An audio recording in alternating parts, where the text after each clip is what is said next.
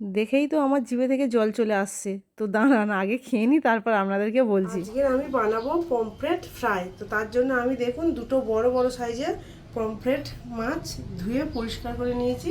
আর এদিকে একটা মশলা বানাবো। তার জন্য দেখুন এই যে 4টে শুকনো লঙ্কা, আমি কিন্তু এর থেকে দানা ফেলে দিয়েছি, কারণ নাহলে ঝাল হবে। তো সেই জন্য দানা ফেলে শুধু এই কটা জলে 10 মিনিট আগে ভিজিয়ে রেখেছিলাম, এটা জাস্ট কালারের জন্য দিলাম। এই 4টে শুকনো লঙ্কা দিয়েছি, আর এই 10-12টা মতো রসুনের কোয়া দিয়ে দিলাম, এই 8-10টা মতো আদা স্লাইস করে করে কেটে নিয়েছি, সেগুলো দিয়ে দিলাম। আর নিয়ে নিয়েছি 1 চামচ গোটা জিরে, 1 চামচ নুন দিয়ে দিলাম, অল্প একটু সাদা তেলও দিয়ে দিলাম, আর অল্প একটু জল দিয়ে দিলাম। দিয়ে এটা আমি একটা মশলা বানিয়ে নেব। মাছটা আমি একটা টিস্যু দিয়ে ভালো করে এর গায়ে যে জলটা থাকে এপিট ওপিট করে এই জলটা কিন্তু আমি ভালো করে মুছে নিলাম, যাতে মাছের গায়ে একটু জল লেগে না থাকে।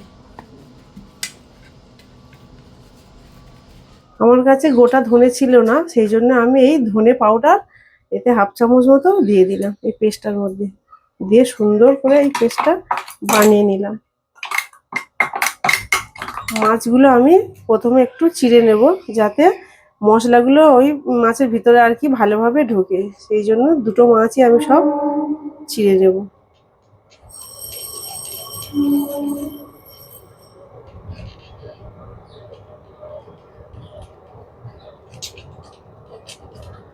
দু সাইড কিন্তু আমি এইভাবে চিড়ে নেব। ওই সাইডটা হয়ে গেছে, এবার এই সাইডটাও এরকমভাবে চিড়ে নেব।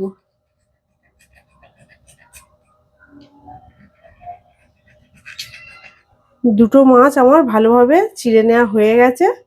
এবারে আমি এখন যে মশলাটা বানিয়ে রেখেছি সেটা এর মধ্যে দিয়ে ভালোভাবে মেখে নেব।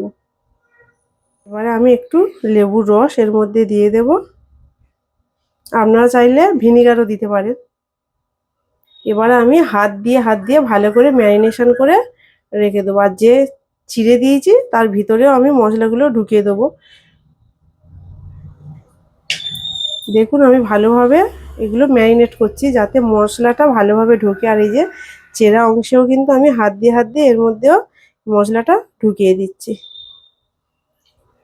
এপিট ওপিট দুপিট কিন্তু ভালোভাবে এই মশলাটা দিয়ে আমি মেখে রাখবো এইভাবে। আমি দুটো মাছ এইভাবে সুন্দর করে ম্যারিনেট করে 1/2 ঘন্টার জন্য রেস্টে রাখবো। 1/2 ঘন্টা পর তারপর আবার আপনাদেরকে দেখাবো। আমি গ্যাসটা অন করে একটা ফ্রাই প্যান বসিয়ে দিয়েছি, এটা গরম হয়ে গেছে। এর মধ্যে এবার আমি সর্ষের তেল দিয়ে দিলাম, আপনারা চাইলে সাদা তেলেও করতে পারেন। আমি এখন এই মাছটা নিয়ে এর মধ্যে দিয়ে দিলাম। আমি একটা একটা করে মাছ কিন্তু করব।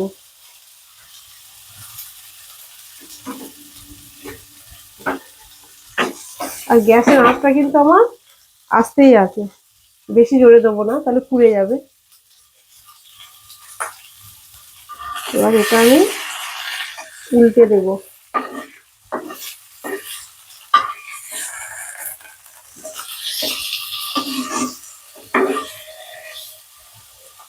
এই মশলাগুলো আমি গায়ে গায়ে কিন্তু লাগিয়ে দিচ্ছি, মানে এক পিঠ আমার হয়ে গেছে। 2 মিনিট পর আবার এ পিঠে উল্টে দিয়েছি, দিয়ে হালকা করে এই মশলাগুলো যেখানে যেখানে উঠে গেছে আর কি নেই, সেইখানে আমি এই দিয়ে দিলাম আমার পুরোটা এই ব্রাশ দিয়ে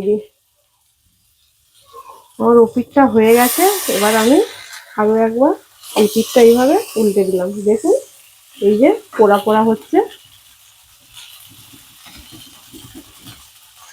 আর গ্যাসের আঁচটা কিন্তু আমার আস্তেই আছে।